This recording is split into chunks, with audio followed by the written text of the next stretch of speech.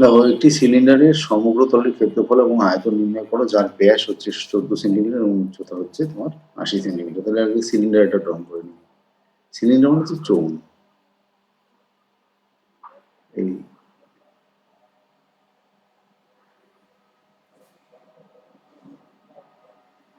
Metre, একটা side হচ্ছে তোমার মিটার। তাহলে কি বলেছে, এর ব্যাস হলো। তাহলে এখান থেকে যদি আমি এটা করি, এটা হচ্ছে আমার ব্যাসার্ধ, আর এটা সমস্ত মিলে হচ্ছে তোমার কি ব্যাস। এটা তো ব্যাস কত দেওয়া আছে, এটা দেওয়া আছে হচ্ছে 14 সেন্টিমিটার। উচ্চতা এই পয়েন্ট থেকে এইখানে সেম, এখানে সেন্টার। এইটাকে যদি আমি অন্য কালি দিয়ে দিই, তাহলে এটা যদি আমি ধরে নিই, তাহলে এটা হচ্ছে আমার 80 সেন্টিমিটার। এটা হচ্ছে তোমার উচ্চতা 80 সেন্টিমিটার। 80 হলো, 80 সেন্টিমিটার। তাহলে আমার এখানে কত হলো তোমার, এখানে ব্যাসার্ধ 14/2, 7 সেন্টিমিটার। আর কত উচ্চতা, হাইট এইচ সমান কত, 80 সেন্টিমিটার হলো। এইবার কি বলছে, চোঙের আগে আয়তন বের করতে বলছে। চোঙের আয়তন কত, চোঙের ফর্মুলা, আয়তনের ফর্মুলা আয়তন এখানে পাই আর স্কোয়ার এইচ হলো। তাহলে 22/7, আর কত হচ্ছে আমার 7 × 7, আর হচ্ছে এইচ কত হচ্ছে 80। তাহলে 7 কেটে দাও, এখানে 7 × 2 = 14, 4 হাতে 1, 14 × 15, এর সাথে আবার 80 দিয়ে গুণ করে দাও, 80। তাহলে একটা শূন্য, 5 4 32, 2 হাতে 3, 5 40, 40 আর 3 হচ্ছে 43, আর হচ্ছে 4।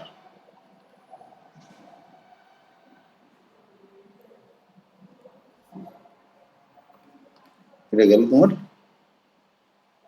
আয়তন। এবার সমগ্র তলের ক্ষেত্রফল দেখো, সমগ্র তলের ক্ষেত্রফল কত হচ্ছে, সমগ্র তলের ক্ষেত্রফল, সমগ্র চোঙের সমগ্র তলের ক্ষেত্রফল কত, চোঙের বক্রতলের ক্ষেত্রফল, মানে চোঙের যে এই যে আউটার সাইডটা আছে না, আর হচ্ছে এই যে এইটা, এটা আর এই আউটার সাইডটা হলো। তাহলে এটা কি হচ্ছে, বক্রতলের ক্ষেত্রফল, চোঙের বক্রতলের ক্ষেত্রফল, বক্রতলের ক্ষেত্রফল প্লাস কি হচ্ছে তোমার, চোঙের উপর এবং নিচের তলের ক্ষেত্রফল, চোঙের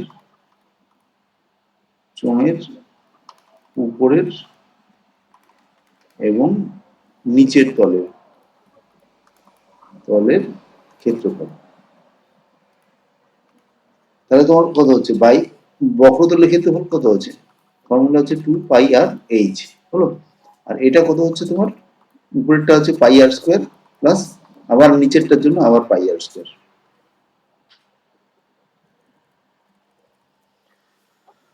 তাহলে দেখো এখানে পাইয়ার পাইয়ার, এখানে 2πr কমন যাচ্ছে এখানটায়, তাহলে কত হচ্ছে এইচ হচ্ছে, আর এখানে কত হচ্ছে তোমার,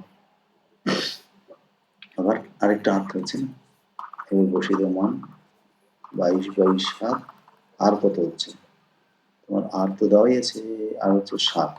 হাইট কত ছিল জানি, হাইট ছিল হচ্ছে তোমার 80, 80 প্লাস এখানে কত হচ্ছে, আরে এইচ, আর হচ্ছে তোমার এই যে 14 মনে হচ্ছে 7, আর একটা 7, একটা 7 করে দাও, তাহলে কত হচ্ছে 44 × 87। এবার গুণ করে দাও, 44 × 87 করে দিই, 44 × 87, তাহলে 4 7 28, 8 হাতে 2, এবার ক্রস করো, 4 7 এদিকে দেখো, 4 7 28, আর 4 32, 28 আর 32, 28 আর 32 হচ্ছে 60, আর এখানে 2 62, হ্যাঁ, আর এখানে 6 48, 48 আর 6, 48 আর 6 হচ্ছে তোমার 54, তাহলে হচ্ছে 48, ও সরি 4 32, এটা কিন্তু বললো, 4 7 28 এর 8 হাতে 2 হলো।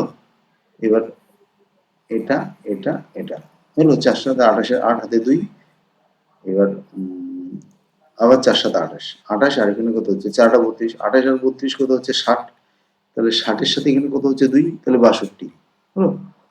60 এর সাথে 2 হলে 62 হলো। এবার হাতে থাকলো 6, 4 8 32, 32 এর সাথে 6 যোগ করো 38, তাহলে 3 8 2 8, 3 8 2 8 হচ্ছে তোমার ক্ষেত্রফল না, এটা হচ্ছে সেন্টিমিটার স্কয়ার।